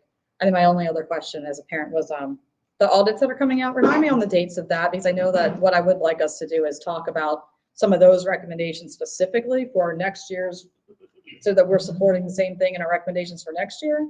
So I don't know, like, when are we supposed to hear back from that stuff? It's slated to be presented at the end of the last June. All right, so it'll be before our time. We might have to regroup, but at least we can remember that all this is stuff going on. Okay. May I have a follow-up to your question? Sure. If presuming there's a budget cut to special ed by the BOE, how likely is that to impact the DOJ settlement recommendations? I almost think that's I would frame it as part of the problem, that DOJ can't be cut. And so I fear that other areas of special education are options to cut, right? But the agreement can't be changed. Yeah, so what the board will be working on cutting is what we're requesting. We're not gonna lose anything because the way the budget works is what we have is what we currently have. So things that took care of DOJ this year would still be present. It would be like, for instance, we did request more BCBAs because some of our expressions programs are now beyond that 1 to 20. So 1 BCBA for every 20 students. Carroll Manor needs another BCBA soon. And so does Middletown Primary. So some of those things, you're right, does impact DOJ, but not this whole special ed budget. One of the things that is earmarked is $3.5 million for the audit enhancements. It hasn't been earmarked for certain positions or anything of that nature. And so that's really the only thing that we have wiggle room with. Everything else is really to help support the ongoing conversations that we've had with CCAC, our community, et cetera. The 3.5 million was still like TBD because of the audit. But even to that point, we need some of that money though, because for instance, pre-K, we got more teachers for next year. The budget did not include more special ed instructional assistants. So we need some of that money to take care of more CIAs, to split pyramid into more programs. We need coordinators and BCBAs to help support that. So there's a lot on the line. The original school year 22, after the settlement agreement, $600,000 was put forward as a recurring budget alignment assigned to things related to the DOJ settlement. And so that can't be cut because it was already approved previously. Well, I mean, just the obvious talking point is that if the BOE cuts from this budget, they could end up back in court with a much more cost prohibitive outcome. So it's a very risky exercise to cut from this when they're coming out of that settlement. To fail twice would be probably much more costly.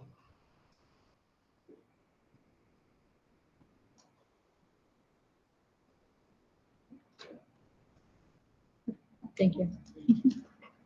Okay, so that takes us to community members. question, is, and I don't know, or maybe you guys would know. So when Dr. Dyson came and we had presented our questions, and of course she didn't have time to answer all those questions. Are we getting any response back from the questions she was not able to answer? She said she would like to come back again, but she wasn't going to provide responses to everything. That night, right, I didn't know if she Yeah. was gonna respond. But yeah, that Responses. was what she meant by that. She said, you know, she's happy, she knows that there's a lot of questions. She's happy to come visit again.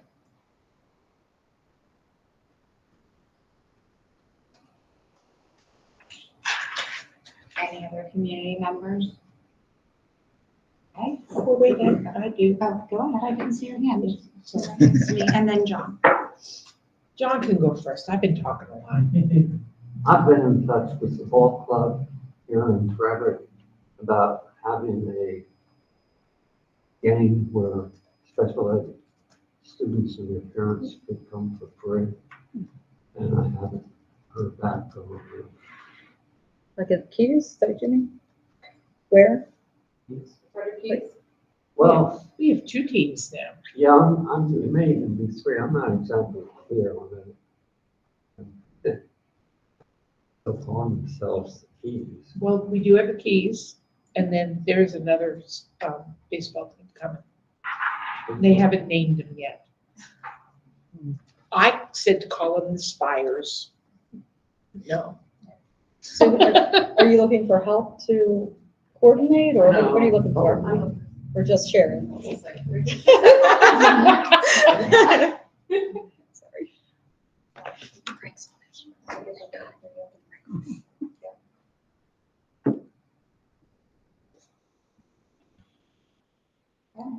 Okay. Is there any update on the mess I was talking about last meeting, where a private school can't get documents directly, that they have to have the parents hand the documents to them? Absolutely. So the parents, as long as parents provide consent for it to go to the school, they can hand it right to them. So There's a form online, right? They can just, a release would Release, be when yeah. you're in person, and we have bi-monthly trainings to all of our special education staff in the district.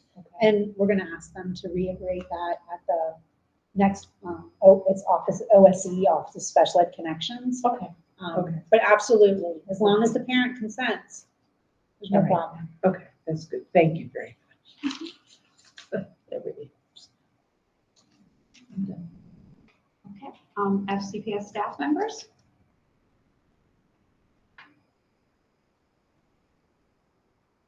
Rachel? I guess that is me, right? I mean, I don't have very much to comment on. We do have a building positive advocacy skills coming up, a training for that. So send that to your parents. I'm pretty sure it came out in Find Out First today. We put that together. It did, yeah. Okay.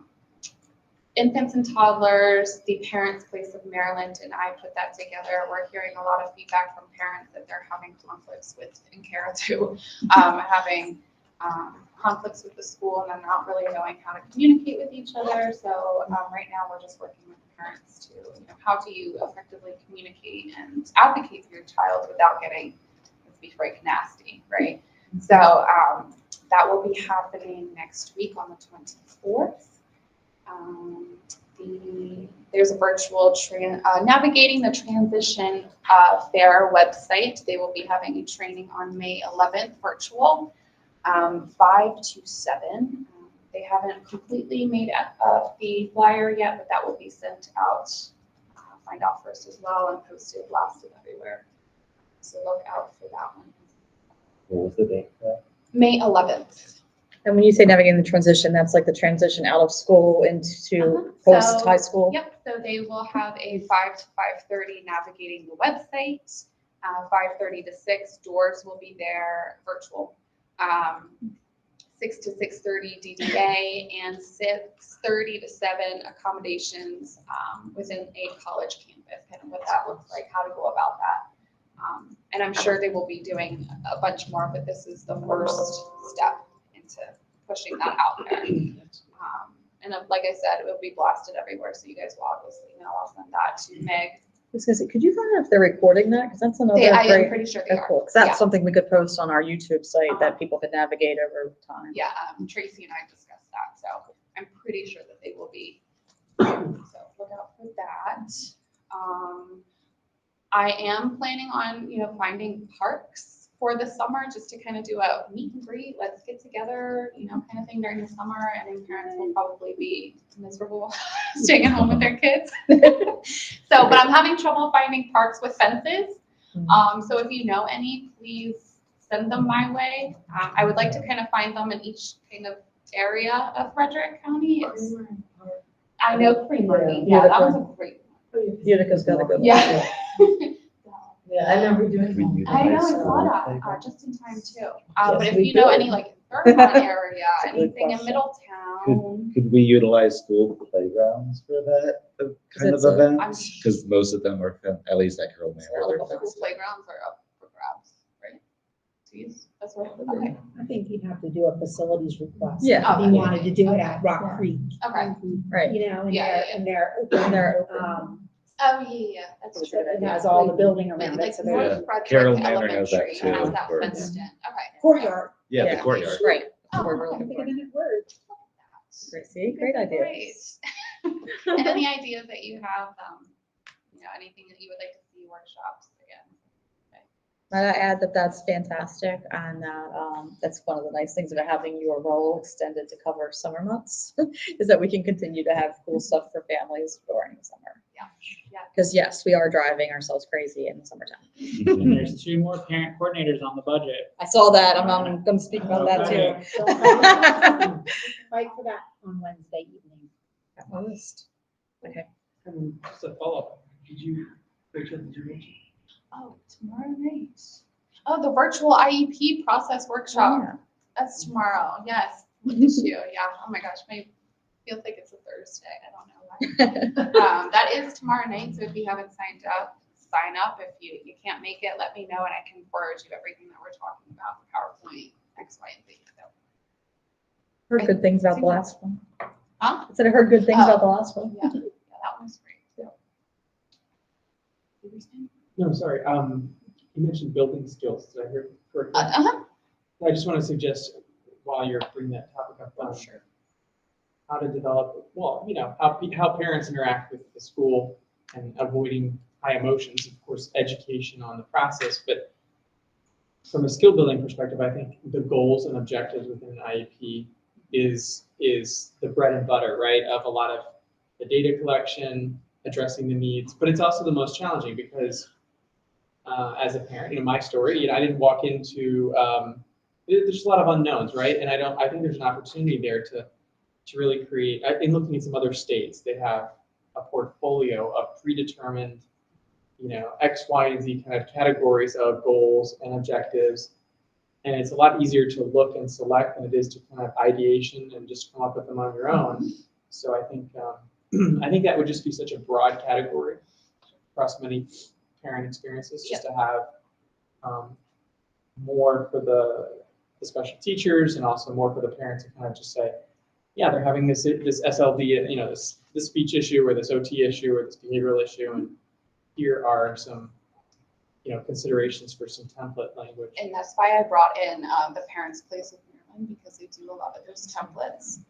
They're great, and that's what I just wrote down goal planning and objective workshops maybe to even help parents utilize that. We've been working on collecting data at home. What does that look like for parents during our workshop? So, stuff at time.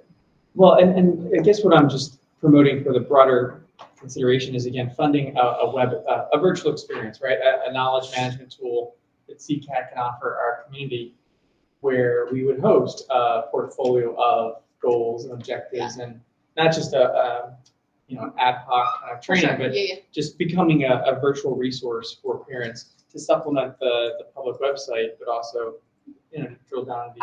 I will say, I don't want to give it out too soon. I've been working with a lot of community members and a lot of the FCPS staff members in a kind of a parent engagement workshop every month.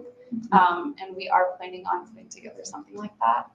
So special ed will have its own little tab as, you know, with everything else, there's a lot of different tabs that will be on there, but we are working on that. Sure, So sure. your brain is going, wow, cool. Okay. Any other questions? The workshop next week on the advocacy skills, is that gonna be blasted out? 'Cause It I don't- should I don't have get been. mine Find out I first. don't get mine Why are you not first. signed up? Well, you know what? I can teach you how to do it if you want to sign up for Find Out First.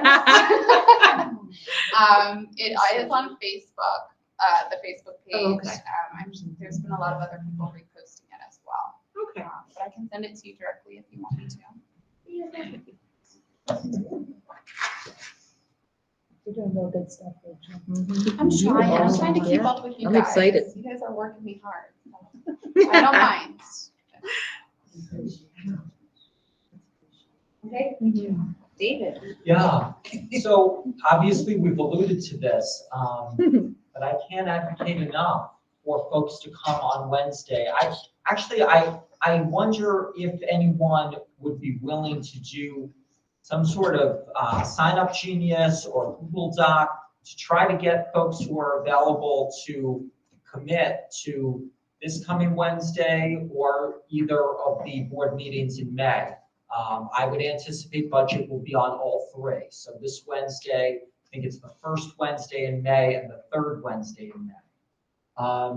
I think the public comment, it makes a difference. I want to share two examples. I really think that a few years ago, FCPS was completely missing the mark in terms of instruction for children with dyslexia. And I think that strong advocacy of families where kids have dyslexia made the difference in the budget, made the difference in instruction. A less immediately clear example, it was a story that I heard from a special education parent and her son about their really positive experiences at Billisville that convinced me that the school needed to stay open. And so I really think public comment can make the difference. I'm a little, I guess scared isn't the right word, but I am very conscious that it is not going to be easy to find 44 million to balance this budget. And I really, I invite and encourage and perhaps implore each of you to come and speak during public comment. Each community member, each parent, right, gets 3 minutes. I would say some, advice would be while the public comment starts a little after 6 o'clock, I think by 5:15, maybe earlier, but I'll say 5:15, I think the line is really starting out there. And I also think that there's there's a lot of power in hearing from students. And actually we've prioritized hearing from that students can speak near the beginning of public comment. So if your kids are, interested in doing that, I think that would be even more powerful. So yeah, I really would like to see all of you speak either this Wednesday or the first Wednesday in May or the third Wednesday in May. Yeah, any questions? Thank you. So we have many comments throughout the meeting today, but just wanted to re-highlight again the parent feedback survey due on May 19th. Of course, you all know as CCAC that the resource fair is Saturday, but we thought anybody else that would pull up board docs would be excited to see that and come and attend. And this year, just wanted to make sure that we shared program updates for the summer. We will be running extended school year from June 26th to July 27th, except for the Tuesday that you'll be celebrating fireworks and enjoying your family on July 4th. It's 5 weeks long, and students are being served up to 4 hours a day. Any questions about director comments? And if you guys are competitive, you know, Baltimore County has 11% parent survey response rate. We're at 6%. Come on, we can do it. 6%, guys, we're at 6%. They sent us And that's the results response on rate. Friday. Yeah, we have 335 parents that have completed the MSDE survey, and that actually does impact our annual performance report card, the number of responses and the satisfaction as well. So if you know any families or you're related to anybody who has a child in the district with a disability, please encourage them to fill out Per that child. per child, right, Kara? Absolutely. Absolutely. Rachel's bonus depends on it. Just kidding, she's not getting a bonus. Just kidding, Rachel. One camera. All right, action items? Yeah.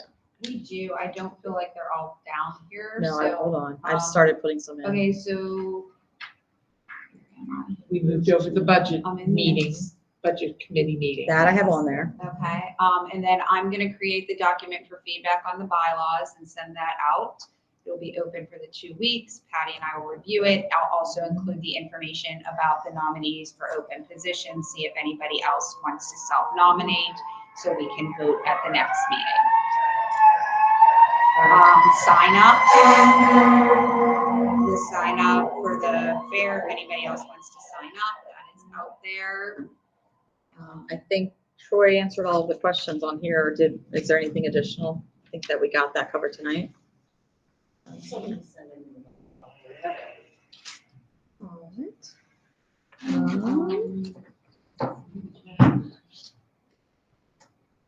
Oh, we need to put out the email about what the date that was determined for the resource fair. I'll add that in my email That as would be well. That fantastic. just makes sense for the retreat. Thank you. The retreat, May 8th, location to be determined. To find out first for the membership, we'll go out tomorrow to the staff and the community if you wanted to add that. Find out for membership. Applications. May 22nd, there's graduations that night. Is our next meeting. Oh. So I know that we probably can't, we have no option to move it because it's Memorial Day after that. Yeah. So I'm just thinking if your Yeah, it's a attendance point. is short, me, or anybody else. I have my nephew's graduating. Yeah. I won't be there. It's just for sure. They're graduating tomorrow. That's the calendar people, right? Well, you know, the school year ends so early this year. Yes, it does. So if we're ending on June 1st, June 2nd, then I remember there was discussion because of FCC and dual enrollment, but that's a big decision to make for our population. That's a small. Just saying. Success is graduating on May 16th. Are they? May 16th? Rock Creek is graduating on May 18th. And then all of the other high school graduations are the following week. So I'm just thinking if also if you're gonna vote for, Yeah. you wanna make sure you have. Quorum. We do If we have to.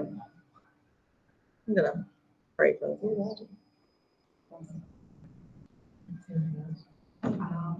Quickly looking at it. I don't see any. Maybe just add in, I don't know if it needs to be an action item or review, but if anyone else wants to be nominated for a position, to send, they need to send an email or be ready to, I'll put yeah. that in my Yeah, put it in your email will email. cover 3 things. It'll cover Fantastic. feedback for bylaws, it will cover the open positions for and nominees or self-nominating, and then the Retreat date for the retreat and the general timeframe. All right. We have 2 minutes to spare. Do we also want, or I'm sorry, the retreat information, the topics, do you want to solicit Yes, please. other possible things? So Put that in that'll your be in email? there as well. You're the best. Thank you. No, I'm 16. Sorry, Laura, I think I cut you off. Exactly what I was gonna ask. Oh, okay. What about the retreat? Read your mind. Thank you. I do apologize for cutting you She's off. gonna though. include topics in her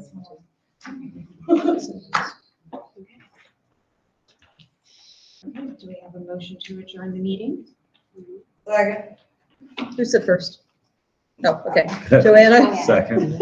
And Laura. Okay, got it. Joanna and Laura. Okay, so. All in favor? Aye. Thanks, Kara. Right, yes.